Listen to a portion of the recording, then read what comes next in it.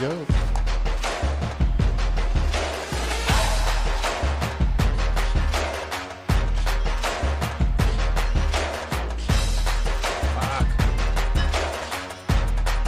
Dan's a fantastic man. He really is.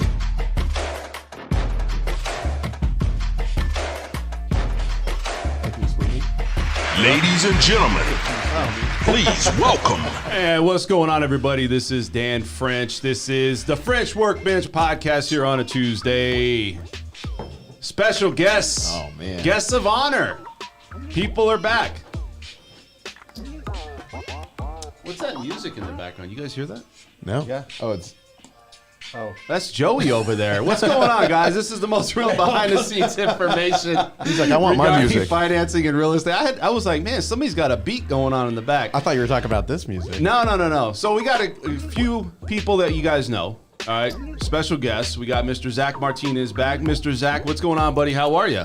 Going great, man. How about yourself? I'm wonderful, man. You look sharp today, dude. How old are you? Oh, man. I just turned 21. Nice. No, I'm just kidding. 25 on Friday. Nice, man. Yeah. So what have you been up to, buddy? How are you?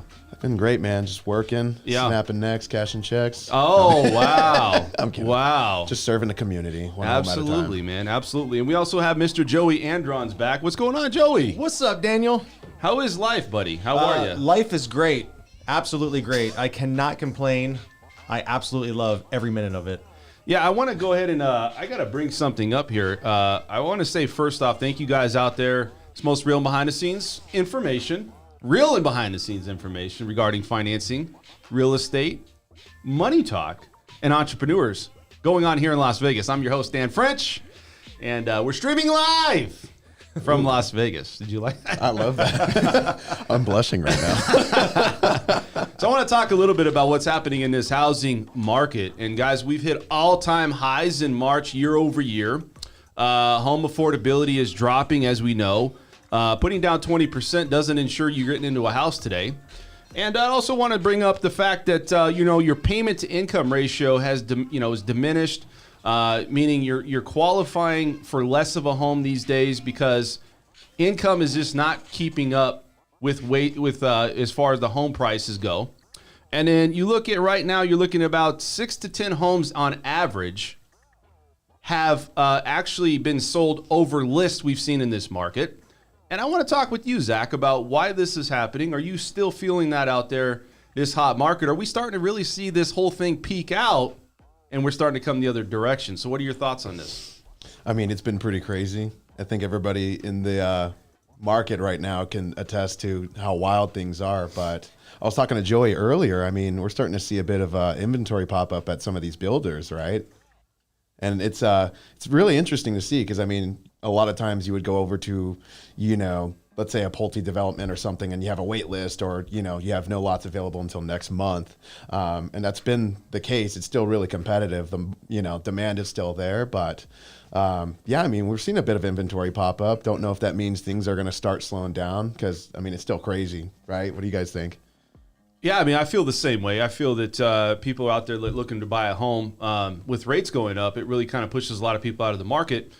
You see the people, it seems like the ones that are still in the market to buy, it's the ones that need a primary residence or they really need to get into a property, a secondary home.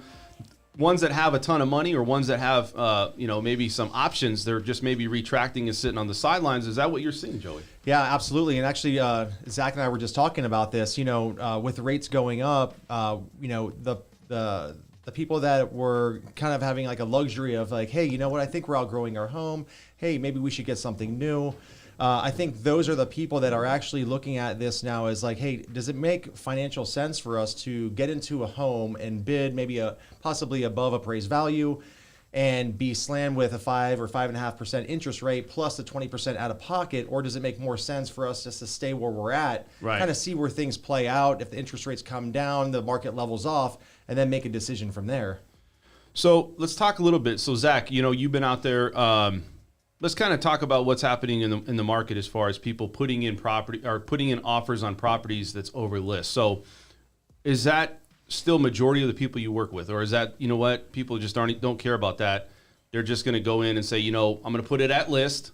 and I'm going to maybe offer at list. And then if I have to, I'm going to go above. But it seems like a lot of people don't really want to put that extra money out, it seems like, right? I mean, are they? Wanting to put that extra money down, I agree. Not a lot of people want to do that, but realistically, that's just, what's common. I mean, I feel like if you were to offer a list, very rarely is it enough, right? I mean, a lot of things were selling for above list. Really crazy. I know we spoke about this last time I was on the show. People were forking up like $30,000, $40,000, $50,000 cash, like above appraisal. And not everybody has all that money, Yeah. What about you, Joey? I mean, what do you say about that? I think it really comes down to price point. In that $400,000 to $600,000 range, we're definitely seeing, at least I am personally with my clients, we are having to be extremely competitive. So we're bidding, that $10,000 to $15,000 to $25,000 above appraised value in most cases. But we're anything above that. I feel as if that it's not as competitive for obvious reasons. When you're looking in the $1.5 million, $2 million range, you're still able to make an offer, so to speak, within reason, and they're selling. Just in the last 30 days, we were looking at the data, and it was from $1,750,000 and above. 50% of those deals closed all cash. Wow. Yeah, that's crazy, man. So the people who have cash are still purchasing in this market. It's just that really tough price range of the $400,000 to $600,000 is where, it's a sweet spot. It's what most people can afford these days. And, a lot of people are in a position to where, they're moving away from something. They're trying to get to Las Vegas, and they're going to do whatever it takes to get a home. So let's talk a little bit about what you guys see heading into. So this whole thing is about this, the housing market. People want to kind of put a projection on what's going to happen in 2022, maybe in the second half. And maybe we can give an insight about what's going to happen, because you look at the market now and you guys hear it out there. It's not a great time to buy. The market's going to crash. Things are going to start to collapse. Rates are going to push things out of, everybody's option to get into a home. Rates, they got to at least go up a little bit, but they got to sustain themselves. And then I'm thinking they got to come down a little bit. Now, inflation's a problem. So do you guys see in the next part of the second half, what do you guys see that's happening in this market? Zach, what do you think is going to happen in 2022? Well, I mean, I think the demand's still going to be there. As far as how much compared to what we've seen the past year, I don't know. I mean, like we said earlier, some of these builders have standing inventory. We're starting to see some builders offer some incentives. So I don't know. Is that an early sign of, a market change? We don't know. I mean, I don't know. As far as, on the front lines, like working with buyers on the front lines, going into a resale, it's still competitive. But I mean, seeing that, makes you think, right? Yeah, it makes you think. What about you? What do you think? Well, I think that, we actually just received an email over the weekend from a particular home builder that was actually offering an incentive, right? They were offering $5,000 towards the design center. They were offering $5,000 price reduction on the base price, as well as they were covering 50% of the rate lock, extended rate lock, which is about 1% of the purchase price. So I don't know where the inventory came from. My guess is that the rates just priced some of the buyers out, and they're releasing that inventory and they're trying to get it off the books. So builders aren't giving out as much, right? I mean, have we seen this, that they're starting to really not try to appease? I mean, they're giving, I've heard that they're starting to get like rates. Instead of them giving the incentives for that, they're giving incentive to buy down the rate. Mm-hmm. Is that happening? Yeah. I mean, in that email that I received, that's exactly what they're doing. So, I mean, again, is it something that's going to happen with all home builders? Potentially. Right. I think this is like, going back to it, is this the first sign of we're going to see? I don't think it's going to be a downturn of the market. I think they're just trying to absorb what's happening right now. Right. So they have to get the homes off the books. They have to continue their communities. Yeah. So. Well, I don't think I answered your question. I started talking, but my opinion, I think. You didn't answer the question. No, you asked. You're like, what do you think is going to happen? And I kind of just started talking, and then. But it's okay. Well, no, so my answer, because I just thought of it, I think there's still going to be some appreciation, maybe not as crazy. But as far as prices coming down, I don't know. I think we're still going to see that demand, but just maybe not as much. Yeah, I don't know, man. I feel that rates are going to continue to possibly go up, and then it's feast or famine at this point. Mm-hmm. Right. We're all going to be hitting in the food bank if this doesn't work out well, because we were going like on 100 miles an hour. Steady Eddie. Yeah, steady Eddie, man. Now it's like, wait a second.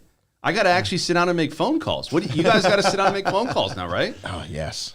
I mean, it's like back to 101, right? Real estate 101. Yeah, but how normal were the past 2 years, though, right? That's not normal, is it? Well, it's not normal. I mean, look, you got home appreciation going up, and I think you had to stop at some point. This is not a healthy market. When you got buyers and you got people out there, because you got to think, I feel for the middle class, lower middle class people, because you know what? I am one, right? We're all trying to figure out how to get a house. We all want the same opportunities, but let's be honest.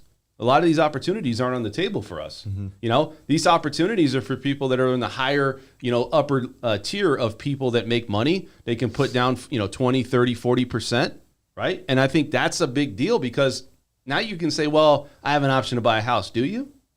Do you really? I mean, if you go in and you see these builders and you're competing against somebody that's putting down $60,000 and you're coming in with 5%, maybe $70,000, $80,000, $100,000, you can't compete. So, I mean, the builder's going to take the best option on the table, right, Joey? Yeah, absolutely. Now, Pulte, for example, they do what's called an easy offer, right? So once they release a section of home sites, whether there's 2, 3, 4 of them, they will actually make you go through an easy offer process. You have to build a house on paper, and then you have to bid above the lot premium. Yeah. So... yeah, it's one of those things that's really, really difficult. But I'm wondering, I'm really curious to see, like I said, coming in like 30, 60 days, 90 days from now, on their upcoming releases, if that's going to be the case. Do you guys feel like this is a healthy market? I think so. I mean, look, give me why. I feel like it's unhealthy. You think it's unhealthy because prices are running rampant and sellers are making bank and buyers can't buy homes. And I'm within reason. Is that right? Am I tracking? I'm also an unhealthy eater. Yes.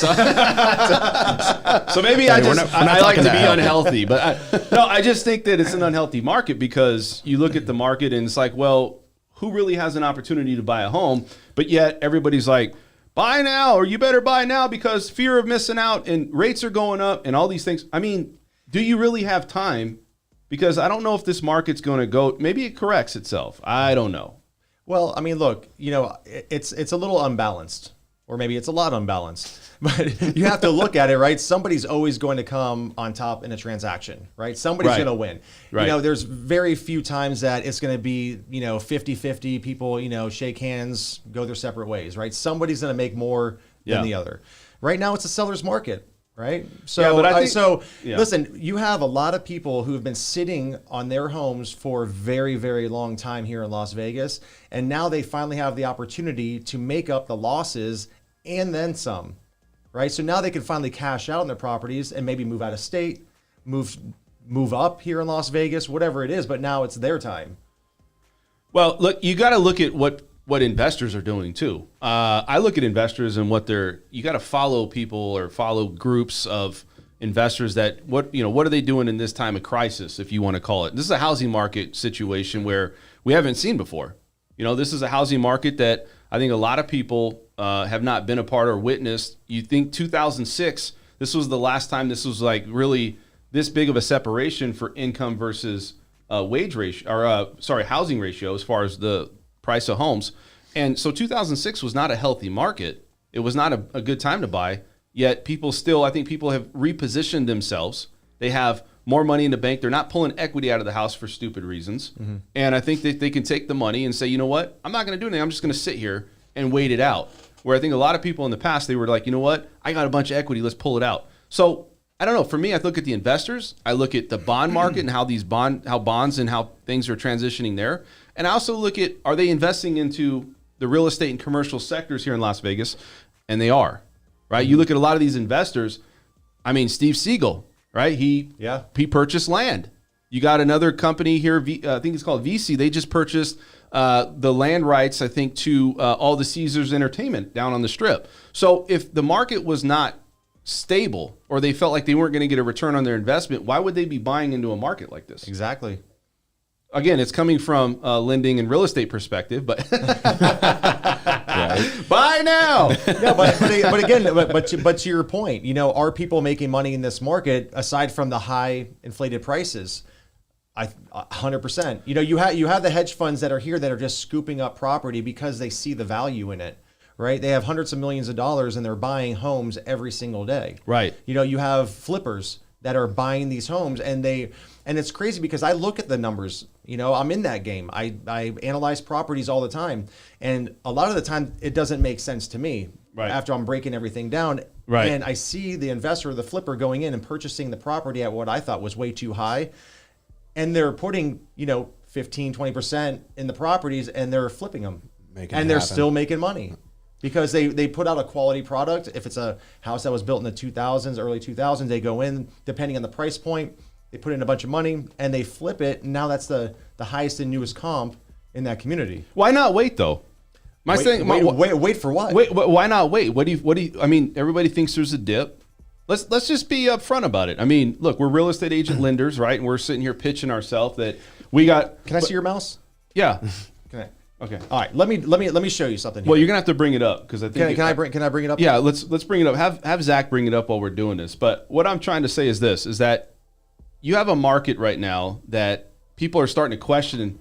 Should I even be in this market? And, you look at the rates. Rates are well above 5%. I'm going to tell you guys something about rates.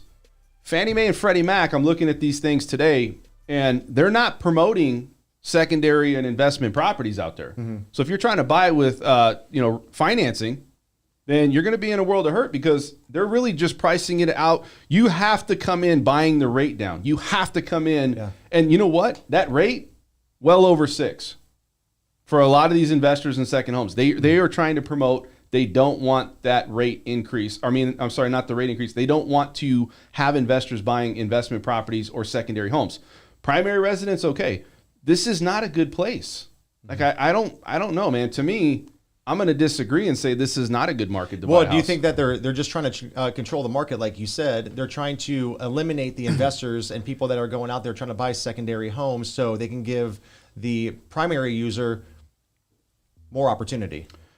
I just think it's like this. I feel like if Fannie Mae and Freddie Mac are retracting, they're maybe positioning for either a recession or crash.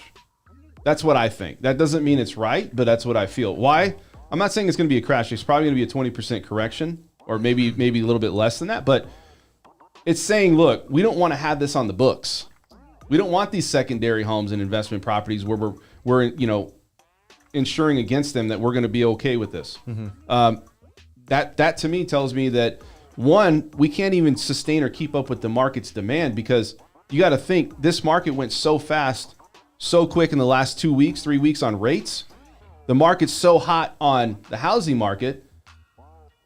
I mean, people are just struggling, man, and they're just like, I'm done. Like, I'm out of this thing. Yeah. Right. So I don't know. I mean, look, I'm not saying you shouldn't go buy. Look, if you got to have a place to buy, then buy your home. Mm-hmm. But if you got to have a place, it's fixed income. But is it the market we've seen, and are you overpaying for this? I would have to say, possibly, right? I mean, you got to think that you're going into it going, look, you can write 1, 2, 6, 7 offers. Mm-hmm. And if every offer is you're writing it over list, highest and best. And then it's like, I just had an offer $50,000 above, right? Is that not happening? So I'm happy you touched on that because over the weekend, I submitted an offer for one of my clients, and we came in. The home price was $769,000. Little House on the Prairie. Little House on the Prairie. Believe it or not. What were you watching when you came in here? $769,000 was the list price. We came in right at list. Right, no other offers. They had a few showings over the weekend. And I thought we were shoo-in, had a great rapport with the listing agent, and she calls me back on Sunday night, and she says, "You're not going to believe it. We received an offer. It's too good to turn down." I said, "Was it like 30, 40,000?" I go, "Give me something I can work with, right?" Yeah. She goes, "It was just under $100,000 above list." Oh my gosh. Well, wait, hold on. This was in Sky Canyon. So then the question is this. Do I really go into a situation like that? Like, even if I have the money, now it's like you're playing poker, man. Mm-hmm. It's like, who's going to blink first? Yeah. Well, obviously we backed out. I mean, there just wasn't, there wasn't any room for us to even compete. Oh, you didn't go 105?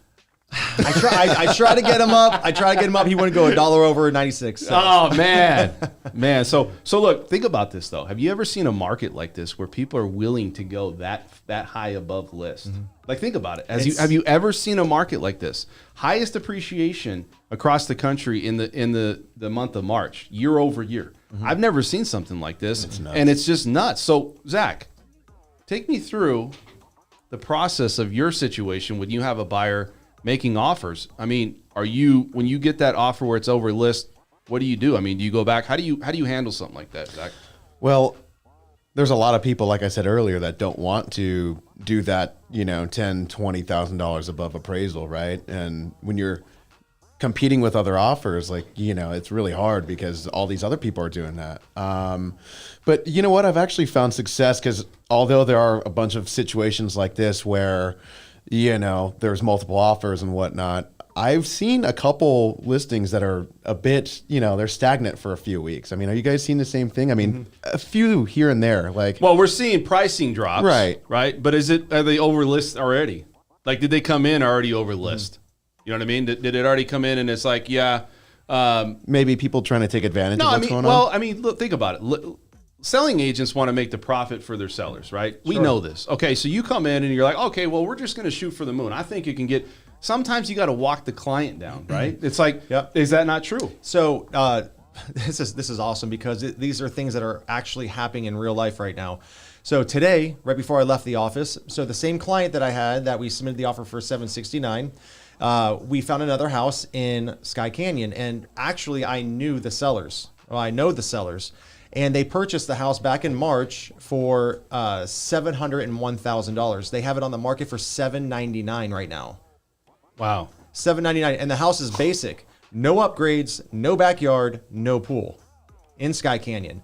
So I spoke to my client who's moving here from out of state, and he said, I'll take the house for $725. So the offer's out there right now for $725. $725, and it's listed for $799. So I gave them until 8 o'clock. It is 6:30. We will find out. Oh man, time's a ticking. But to your point, are people trying to take advantage of the market and just inflate the prices, right? So I think it's all case by case on when they purchase the home, because obviously you do have some carrying costs, you have your closing costs and things like that you have to absorb. So rather than go backwards depending on the year that you purchased the home, you have to price the house accordingly, right?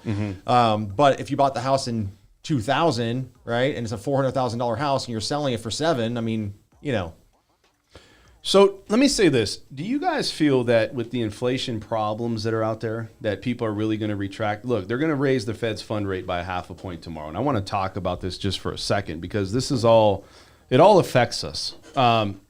This housing market has really, simmered. We don't see this hot housing. I don't feel like we have a hot housing market. Are you still going to get the price, sell your home for a good premium? Sure. But I don't feel like it's that hot. Everybody wants to get in the market right now. And if they raise rates tomorrow and then you have inflation already at high, like they were looking at something like inflation was like at 9% is what they're saying, or they actually fudged it and they can correct the numbers and make it like 5.2 or whatever. But if you use the old algorithm, I was talking to somebody about this, that we would be at like 16 or 17% inflation, right? That's insanity. It is. Now, my thing is this, is this going to affect people moving forward with inflation problems and just the shortage of homes? Because it's going to continue. I mean, what do you think is going to happen? Yeah, I mean, I think it's going to affect people. I mean, there are some people that are already on the wall, right? I mean, they're looking at their payments. I mean, I think we have a client that they were just barely borderline able to afford anything, right? And then they're just crunching numbers down to, all right, every dollar, can I afford this? And then with inflation, with everything else getting expensive, like, could you afford that anymore? Dude, I was talking to one of our clients. One of our clients was saying, yeah, the gas in Hawaii right now is $6. They're moving from Hawaii because they got to get out of Hawaii. I don't blame them. Yeah. A house, 1,500 square feet, 1980s. It's like I think they said it was like selling for $800,000. Oh my God! And no upgrades, no, nothing. I'm just saying basic, basic. But it just says, view. it's just nothing, right? Yeah. No view. I mean, so like it's just crazy, man. This is just a weird, unforeseen market that I've never seen before. Yeah. So I'm a little, I'm worried a little bit about what's happening with this economy. Moving into the end of 2022, like the second part, do you think this thing's going to completely dry up, or is it going to be just, sprinkles of people coming in to buy a home? I don't know. I mean, I think there's still going to be people in the market, Really? Yeah. I mean, of course. What are you smiling at? I'm listening. Okay. All right.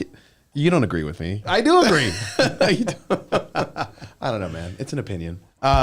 Give me a real estate opinion, because it's always true. So go ahead. Yeah. It's always true. It depends on who you're talking to, right? Dan. Well, I don't know. Okay, here's the deal, actually. There's still a lot of people in this market that, of course, they're moving from other cities, right? Like, they're moving from California. We've got people moving from the East Coast where, yeah, things are expensive here, but compared to where they're coming from, are they? I mean, I just talked to somebody moving from LA, right? She's getting her home listed for sale, and she's going to move over here. And she's talking about how great, yeah, prices have gone up a lot, but compared to where I'm at right now, like, I can't buy anything, So it's kind of that domino effect. It's where do people go from here, right? So I think there's going to be a lot of people still, Joey, we're trying to pull up this graph, but tell me a little bit about what the graph, because I'm having a little bit of issue here with this graph. But tell me what you were seeing on the graph about what you were looking at, and explain to them like what's happening in the market right now, because we try to give an update. Let Zach help you out. But what I wanted to show you was basically. Can I pull it up right here? Yeah, you can try. Basically where we were at last year. Okay, because the numbers are staggering. And I know we all had a stellar year last year. People were buying homes, interest rates were low, inventory was there, and everybody was closing on a home pretty much, right? Well, the amount we've increased in most zip codes is between 25 and 30%. Okay.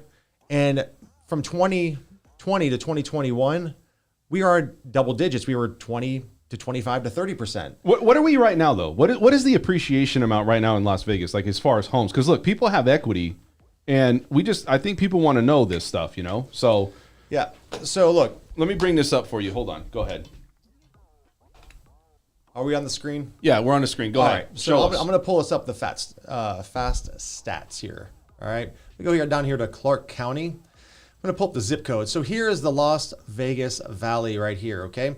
So obviously, Summerlin is a very, very popular zip code to live in. All right. So let's pull this up. This is March. Yeah. These are March stats from 2021 to 2022. All right. Median sales price in 21 was $655,000. Wow. In 2022, $800,000. It's a 21.8% increase. That's Summerlin, right? That's Summerlin, 89138. Average sales price, $938,000 in 2022. Right. So, let's look at this a little further. Right. Inventory of homes were down from 21. We are at 71 homes. 22 is 51 homes. That's below. I mean, it's down 28%. So inventory is very, very thin. So what happens when you have an influx of people that are moving to the city that want a specific zip code? Right. And there's only 51 homes for sale. People compete. That's what's happening. They're competing right now. Exactly. So we have less than 30 days of inventory in that zip code right now. Yeah, but is Summerlin worth it? Like, everybody always talks like, oh, it's so, the greatest place, and it has all these things that it offers, and the environment and the outdoor life, and everything's new, and there's just a different thought or stigma about what Summerlin's about. I just don't see the price premium for me to go out there and say, yeah, because you live in Inspirada. I do. Is it really a difference from Inspirada to Summerlin, in your opinion? It is. It is. Dan doesn't like Summerlin. Yeah. No, Let's I face hate it. Summerlin. Yeah, you hate Summerlin. I've heard. I feel like I gotta be all uppity when I go, hey, I'm up with the Joneses. Like, Yeah. I'm not. I don't. So need to be that, I really like Summerlin. I do a lot of business in Summerlin. I was actually just up there at Carmel Clift showing clients some homes over there. I really do love it, and it was the same question or same conversation that I just had with them. Mm-hmm. And it really comes down to personal preference. You would never live in Summerlin. Them, they love it, right? He wants to get on his mountain bike, go hit the trails. They want to go to downtown Summerlin. They're retired. There's activities. I mean, there's a lot of things going on over there. Is it called Carmel Trails? I could just see Summerlin with flows of caramel coming down from the mountains. Would you live there if that was the case? Oh, of course. Okay, of great. course. If there's caramel flowing, I'm unhealthy, man. I'll go down there. I'll be ready. Hey, take notes, Summerlin. Take notes. Right? But Summerlin's hot, right? It is hot. It is, and I can tell you, I live in Inspirata, and I absolutely love it there. But when my wife and I go out to dinner, we're either in Summerlin or we're on the Strip. Just because we like to go. Oh, to so the next restaurant. wait. You live in Inspirata, but when you go out, you go to Summerlin or the Strip. Sure. Can Absolutely. you answer that?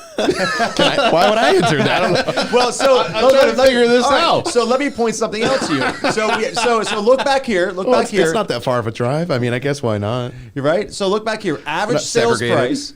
Average sales price in Summerlin, $938,000. All right. Wow. So now I'm going to go back here, and I'm going to go to 89044 where I live. And look at that. Average sales price, $656,000. So is saving a few $100,000 worth a 20-minute drive? You bet your ass. I don't know. That's a hard bargain. I'm not convinced. I'm not convinced. I mean, you live in the Cactus. Oh, yeah. Right? And what is that life like? Oh, hey, you rolled that one in real nice. That was smooth. For our viewers out there that don't know, I live at Cactus Life, so Dan was real clever with that joke. But where's that? Yeah, that's in Southern Highlands. It's nice. Not too far from Joey. What does that entail, though? Like, why is Cactus Life like? I'm thinking, like, man, that's like some lifestyle or something. Like, what is it like there? I don't know. I mean, it's kind of like loft style apartments. You know, nothing too crazy. I mean, it's in Southern Highlands. You're I like the area. 25? Yeah. Well, on Friday. On Friday. Okay. So I can guarantee you're looking out the window every time you wake up in the morning and see if there's a hot girl down at the pool, right? Am I not true? Well, I was about to, And then, bounce off. and then you're like, hey, guys, I think there's a couple down here. Let's go talk. Let's go talk. Well, I was going to bounce off of what Joey was talking about. It's just lifestyle, like what's your lifestyle? Where do you want to live, Inspirata, Summerlin. I mean, it's like, what is your ideal, you wake up and what do you want to do, right? Like, are you going to want to go hiking and stuff? Are you going to want to wake up and you're in like, loft style resort apartment, and that's kind of what you have to ask yourself when you're looking at what areas you want to be in, right? I mean, when you get older, man, all you want is Folgers in your cup. That's all you care about working up, man. If I got Folgers in my cup, I'm good. All right, so you're not a Summerlin guy. You could just He's a boxer and slippers kind of guy. I mean, like I wear probably flannels, around the house. You know what I mean? I mean, that's what you do, Yeah. So let's talk a little bit about you guys as far as Summerlin, and we'll kind of segue into something else. But so Summerlin, if somebody's out there, what is the average price per square foot in Summerlin right now, or just off the top tell you of right your head? now.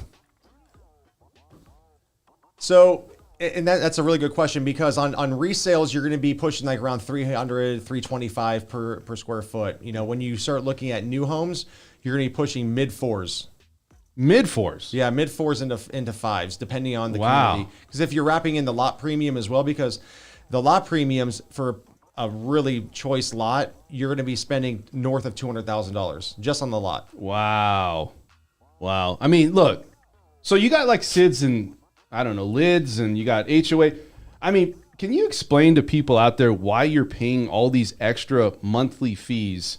Because look, you could justify it, I guess, if you have that, but can you really justify it to people where it's like, okay, you got a SID, lid, you got HOA, concurrent HOA, you got two of them, and all of a sudden it's like, wait a second, you got a biannual fee of $600, $700 you got to pay.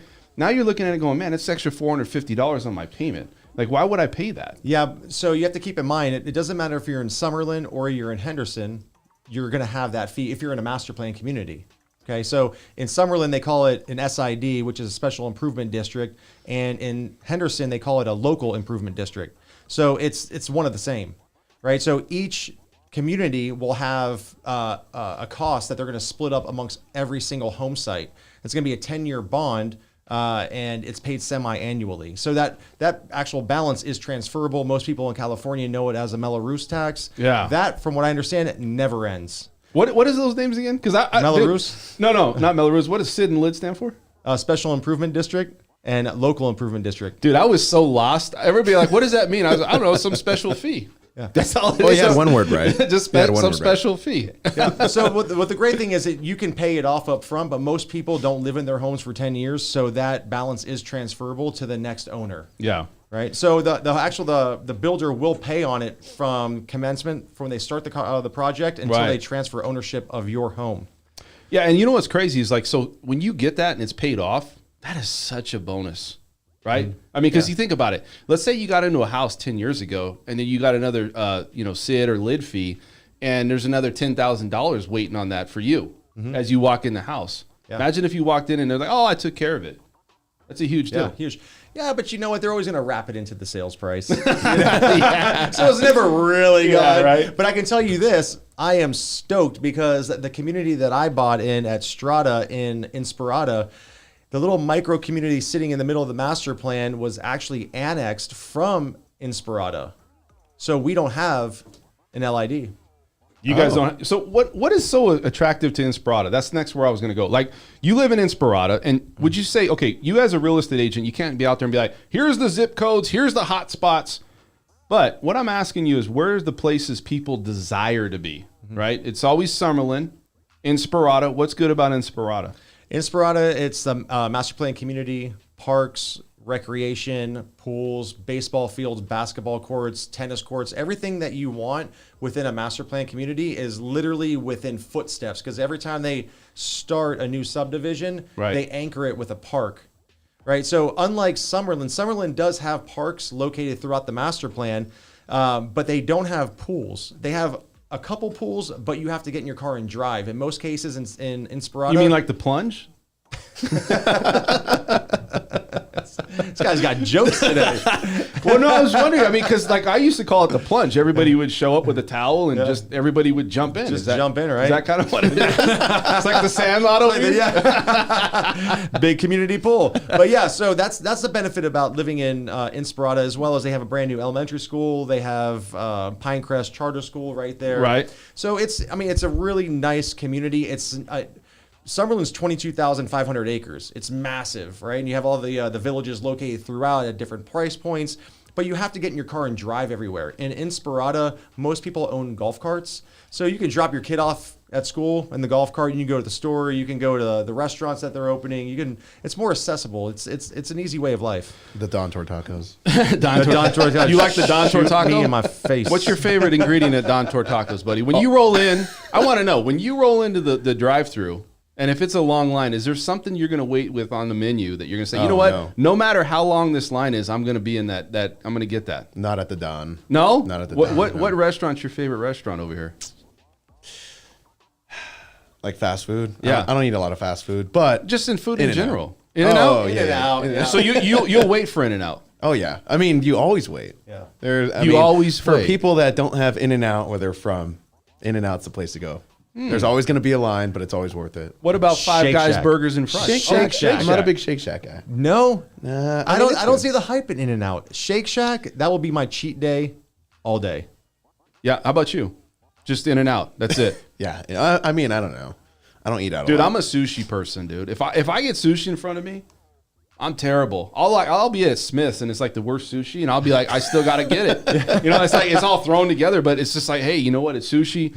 I don't know, man. It's the rice. You know what you need to do? You have to treat yourself to Nobu. I know you won't. Dude, what is that? What is that? That sounds like a massage parlor. Oh man. They should give you happy ending after how much you pay there.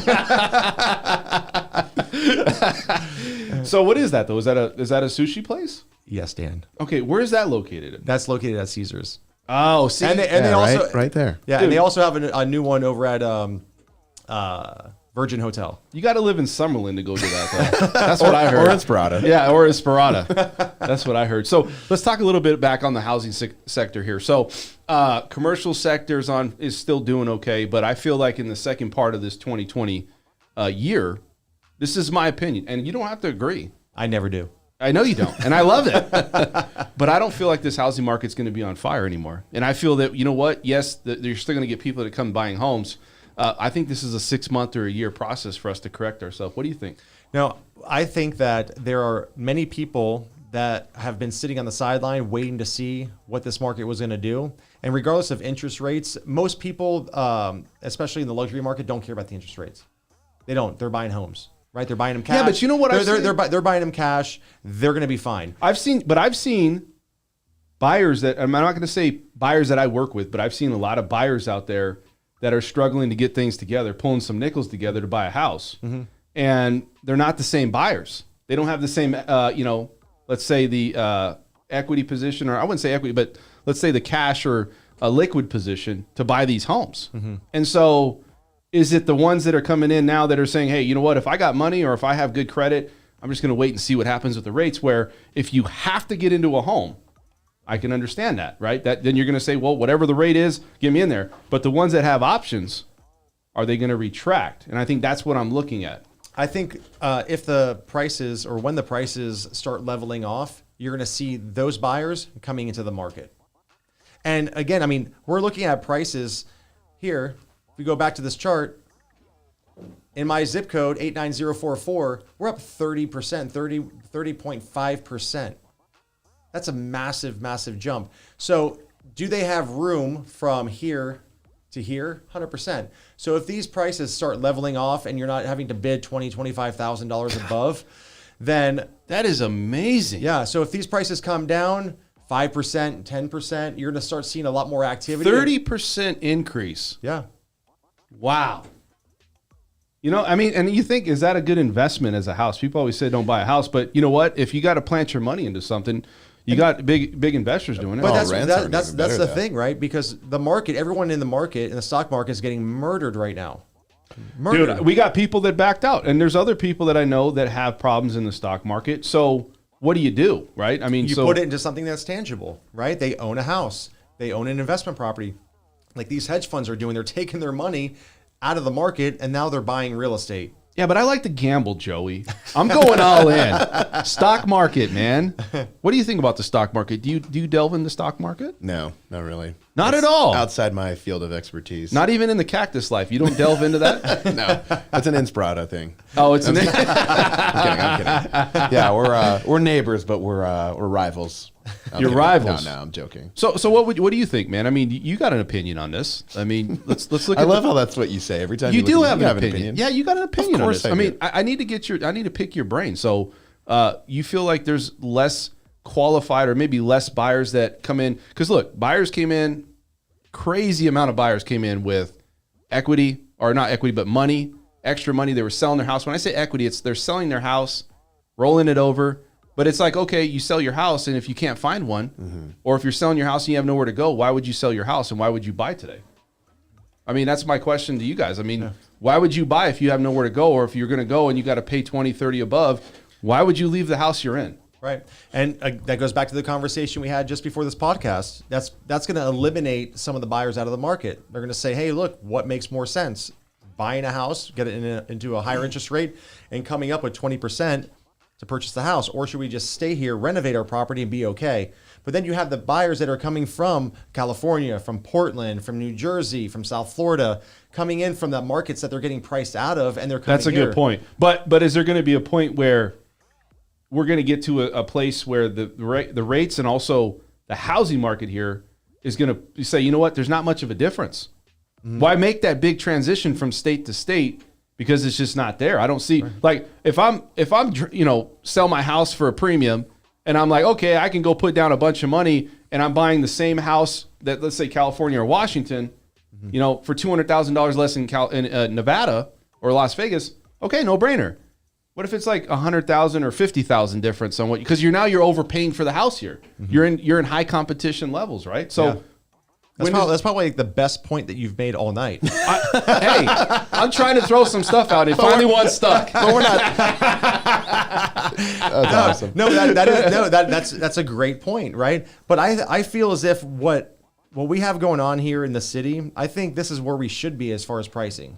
Yeah, I mean, listen, I don't think that for a brand new home in a prime area, 2,500 square feet, 3,000 square feet, you're paying $700,000-$800,000. I don't think that's crazy.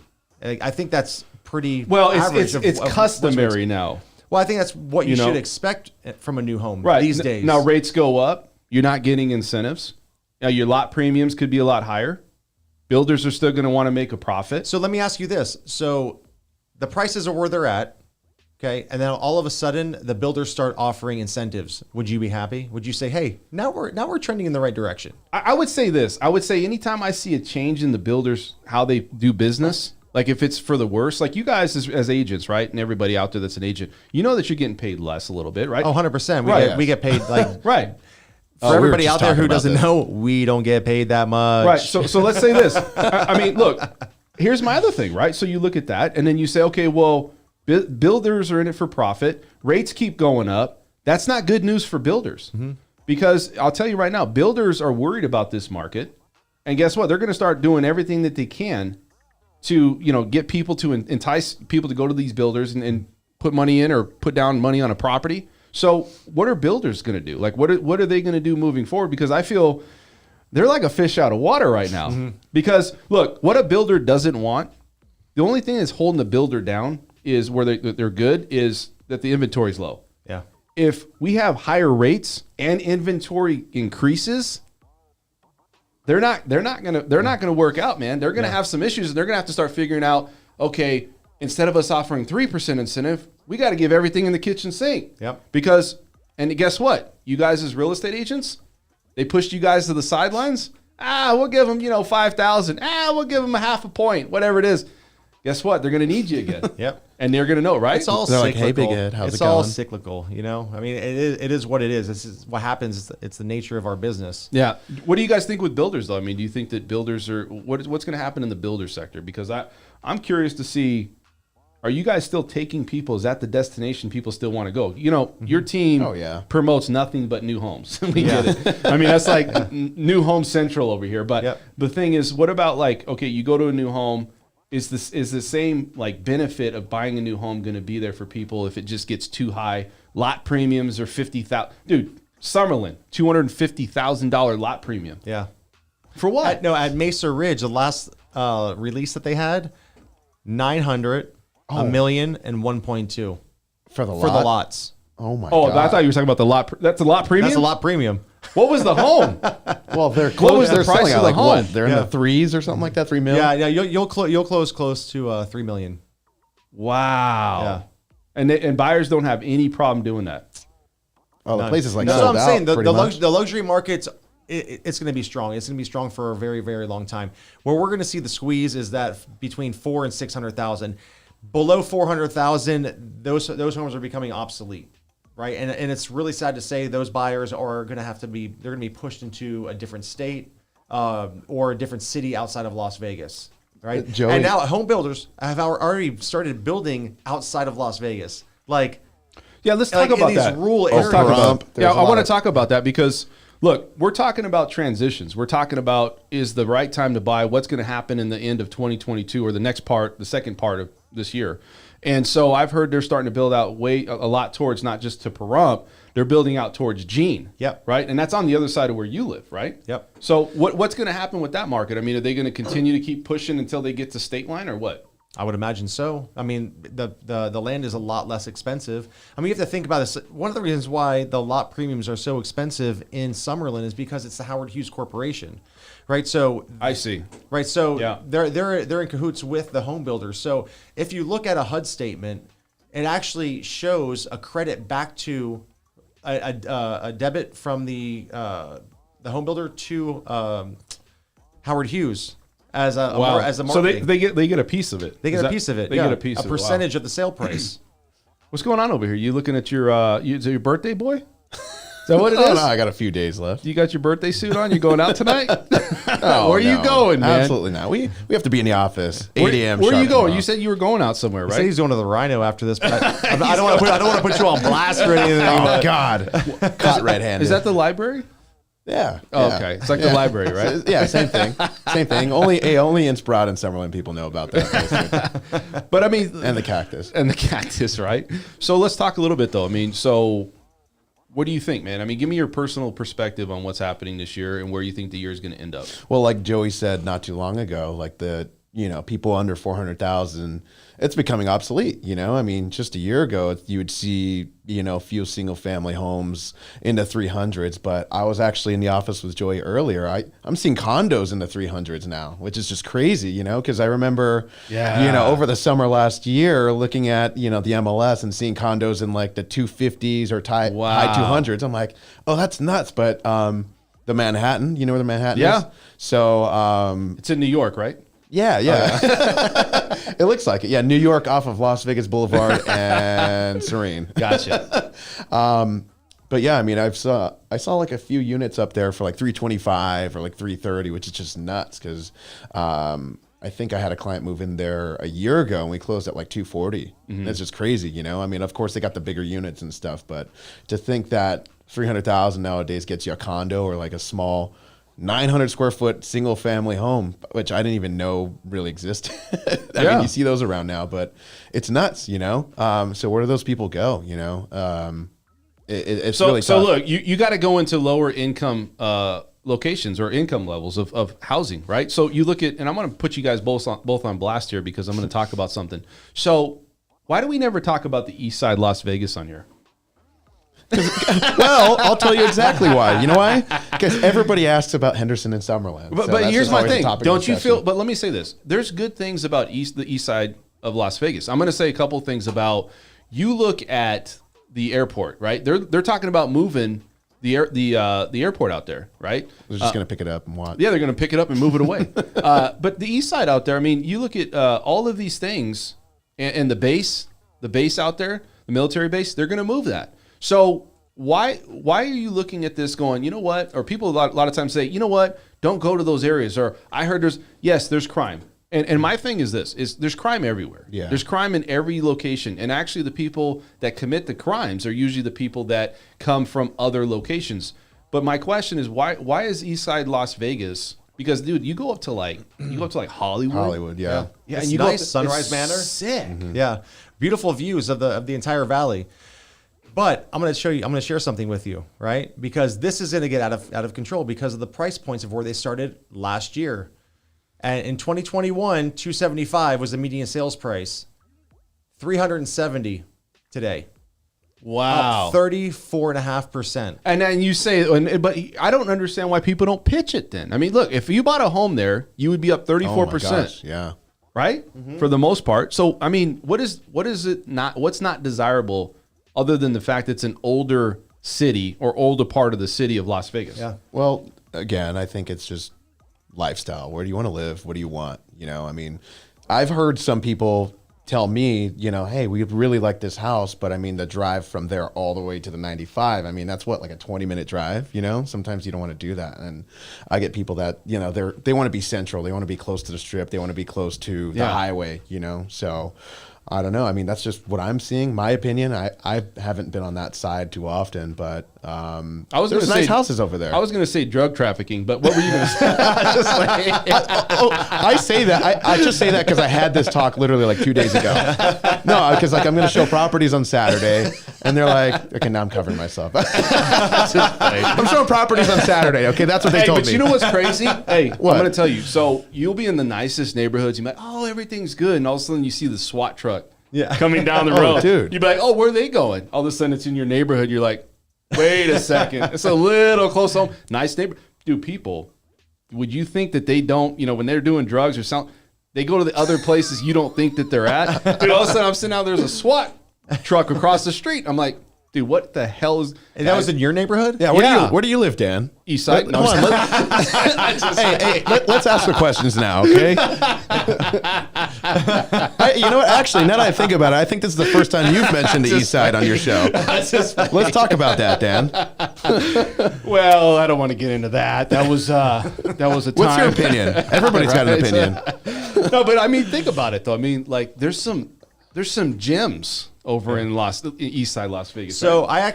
there was a beautiful property up there in Sunrise Manor, actually near the Hollywood area. It was just over 3 acres. Oh no, I lied. It was large. It was larger than that. I can't remember the acreage now. Oh, I know what it was. 3.5 acres. No, it was listed for $3.5 million. Oh, we And- were looking at this. It was a while ago, Yeah, right? we had it was just 2 years ago almost, and I had it under contract, and I told my seller, or excuse me, my buyer, you have to close on this property. His financial advisor got involved. He said, hey, the market's going to crash. It's not a good investment. That was 2 years ago. Imagine owning that piece of property right now. I mean, it was absolutely beautiful. But the problem or the challenge with the east side is with our buyers is that they're looking for something new. Because you hit the nail on the head before. We do a lot of new home builds, and that's where our clients are looking. So where are the new home communities? They're typically on the south end of the valley, the west side in Summerlin, and the northwest. So they're not really developing a whole lot on the east side. But I think that's going to start changing, especially on the northeast side, like more of the north part of town. Yeah. So they're going to start, really, I guess I'd say renovating that whole area, right? Because there's not a lot of multifamilies. There's a lot of single family homes. So you're going to see these flippers going in there and beautifying these communities because some are obviously Dude, better that than was others. I love that word. Say it again. Beautifying. I love that. No, but I mean, you make up a good point. And look, North Las Vegas. So we've hit all areas. East side Las Vegas, you can definitely make some money if you bought your home. Now, I guess the thing is when an area starts to build other things, right? It starts to put, like the city puts money into that area, it brings value up. And I think if you take away the military, right, the base over there, people don't want to hear, and we love the military, but they don't want to hear like, airplanes and helicopters, right, flying over their house. Then don't move to Inspirato. Right. Right. But I'm not saying, so they got to get like certain, windows and all kinds. So I'm just saying that when you start building in that area and you take out some of those things, those types of areas do create more growth, more appreciation. And so North Las Vegas as well, right? North Las Vegas is starting to, people always say, well, is there really a good place in North Las Vegas to, are all bad parts in North Las Vegas? And it's like, no, not at all. Look, you go out to Thule, you go out to like the 215, Aliante, dude, it's crushing it out there, Yeah.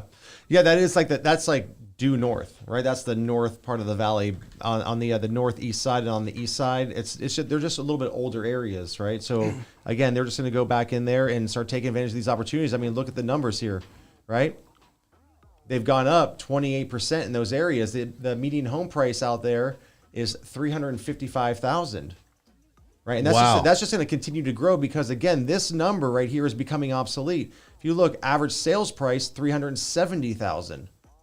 Right? And there's virtually no inventory. It was at 61 homes in March, 34 homes. It's down 44%. Less than a half a month of inventory in that zip code. Wow. Let's do this. So we've hit all areas of Las Vegas except for one. You guys know what that is? What is Zach? Boulder? I was about to say that. Henderson. Let's talk about Cadence and Henderson and what's happening in Cadence and Henderson, right? We didn't hit Henderson. Everybody wants to talk about Summerlin. And I've said Henderson like 7 times. We'll talk two areas and then we got to end the show. So the first thing is this, Southwest is thriving. Okay, that's over. You got all this stuff on Blue Diamond going out to Pahrump. They're going crazy. What do you guys think about that area? I mean, is that a hot market as well? Blue Diamond? Oh, yeah. Yeah, now they're really starting to push out there, all the way to the west side. So a lot of people are starting to commute from that area, the southwest. They're taking the loop around through Red Rock, and it drops you right off on Charleston, right in downtown Summerlin. So it's an easy commute for people who work on that side of town now. There's a really cool coffee shop out there. I forgot what it was called. It's all the way out there. Yeah. I forgot what it was called. There's a nice place over there called the Cactus Life. Do you know about that? Just invite this guy over to have a my sleepover one Dude, night. I feel like I need to go there and just like get the experience. I feel like there's like a massage. You walk in and there's like hors d'oeuvres. Like, think about it, man. Joey, the first time I was on the show, I had my little flask and it said Cactus Life. And ever since I brought that in, I just haven't heard the end of it. Well, dude, listen, if you're repping the fact that you have a little flask thing like that with where you live. It was gifted. I know. There's but a signing bonus. Even to use it, that's on another level. So, hey, other thing though, okay, let's go back to Cadence and Henderson, all right, because I don't want to get off topic here. So Get back in here. Cadence and Henderson. Yes. What's happening in Cadence right now? Is that thing popping off? Oh yeah, it's popping off. He's popping off. I'm gonna start saying that to my clients. Yo, guys, cadence popping off, popping off. Wait, what? Oh yeah, don't worry. Isn't it? Dan, hey, you know it's Dan, on our fire, lender, right? Dan, our lender. Yeah, he says that. It's Yeah. popping off. It's popping off. It's not what the young kids say. It's what Dan says. Anyway, it is Joey, popping is it off. popping off or what? No, it's popping off. Yeah, it's popping. It is though, right? I mean, so look, Cadence is, you got opportunity out there. People look. Oh, yeah. There's a big lake out there, couple of parks. I mean, if you're somebody out there that has a family, dude, I don't know, man. And then the strip view. Yeah. I'm strongly considering Cadence. I man. think it's I'm a telling great place. dude. But I don't understand why everybody's like doesn't talk about it. Well, the things with Cadence is that it's all the way on the east side of town, and you have to drive through on Lake Mead to get there. So it seems like pretty far, but in actuality, if you're using the strip as a center point of town, like most people do, you're only gonna be about 25 to 30 minutes from the center point of town, right? If you live or you work in Summerlin, you're 40 minutes away, right? So it seems a little bit removed, but since it is in Henderson, it's a master plan community, there's no lid. There's no special improvement district. So I that's was a waiting. huge- I needed that. there's a I huge needed that. there's a huge benefit to that, right? Yes. But the great thing about that whole area is what I spend a lot of time with my family is Water Street. So they're renovating all of Water Street. They're dumping millions and millions of dollars there. There's a lot of great restaurants there. There's an ice skating rink which I take my kids as well. Yeah. So that whole beautification Beautification. There it is. of the area Yeah. is really coming through. Now they also have the brand new Smith's grocery store that they just Yes, built out huge. there, and they've been waiting for that for years. It's been on the online, and they finally completed it. So and again, I mean that's that. And when you get a Cadence, if you live in Cadence, you're so close to Lake Las Vegas, right? So when the summer comes, it's nice to take the kids out there. You guys know what happened in Lake Las Vegas. Oh God, here we go. Oh, Here we go. Beautification. No, you seen that body, right? Oh, Oh, that was Lake Mead. Hey, that was Lake Mead. Dude, that All right, was- not Lake Las Vegas. No, but I mean it's close, right? Lake Las Vegas or Lake Mead, right? I Yeah, mean, it's right there. What did you guys think about that? You think that I was didn't- back I in didn't the even 70s? see it. I didn't see it either. You want to tell the viewers what's going on here? No, I mean they found a body from like the 70s, you know, and it was all wrapped up and it was like in some barrel. And I was like, wow, that's crazy. And- Not in Lake Las Vegas. It was in Lake Mead. no, it was in Lake Las Vegas. No, it wasn't. All of a sudden, sales in Lake Las Vegas just maybe I halt. was wrong. I'm sorry. Maybe, not Lake Las Vegas. Anyways, you guys had anything else to say? I want to say one last thing. Pros and cons of Las Vegas, real quick. What do you like about Las Vegas mostly for the people out there watching? Just because they want to get maybe other people's perspective if they're going to move here. Well, I had this talk earlier today. I love Las Vegas because there's a lot you can do, right? You got the Strip, a lot to do, a lot of entertainment, but you leave the Strip and great sense of community, great place to live. I don't think I'm going to leave anytime soon. Cons, it gets hot, but that's fine, I guess. Yeah, what about you, Joey? I love the fact that you have world-class dining, entertainment, anything that you want to do. People have the misconception of, oh my God, I live in Las Vegas. It's going to be too crazy. It's party time. You live in a But- hotel. Yeah, you live in a hotel. But it's all about what you make of it, right? So if you want to have the best dining experiences, if you want to have the best entertainment, you want to go to the mountains, you want to do hiking, you want to go to the Colorado River, you want to go to Willow Beach, everything is there at your fingertips. And the best thing about it, it's easy travel because California is only 3.5, 4 hours away. Right. You can be up and down in Utah, Colorado, Arizona, wherever you want to go. I mean, this is the best place to live. I'm just going to say this. Oh, okay? geez. All right, here comes the argument. It's always the traffic problem here in Las Vegas, and I'm going to blame Californians. California traffic. No, I'm just playing. I'm from California too. Oh, man. I'm just playing. I love you. Hey, how hard we you laugh love at you, your own joke. Listen, if we didn't have California people, my life would be, you know what? It'd be. I'd be broke. Yeah, we would really be Hey, at the keep food on bank. coming, baby. Keep on coming. Tell your friends. Tell your family. Let's go. All right, guys, that's it. This is the most real behind the scenes information on financing, real estate, money talk, entrepreneurs going on here in Las Vegas. I'm your host, Dan French, with my co-host, Joey Andron, and Mr. Zach Martinez. You guys got anything last to say? Anything? Beautification. Until next time. Until next time, we'll Until see you next guys. time, thank you for tuning in to Dan French's Workbench. You can find us here every Tuesday and Saturday mornings at 10 a.m. to find out all the information on real estate and financing here in Las Vegas. Also, check us out on our LV Home Professionals website. You can find your future home there. A lot of good information.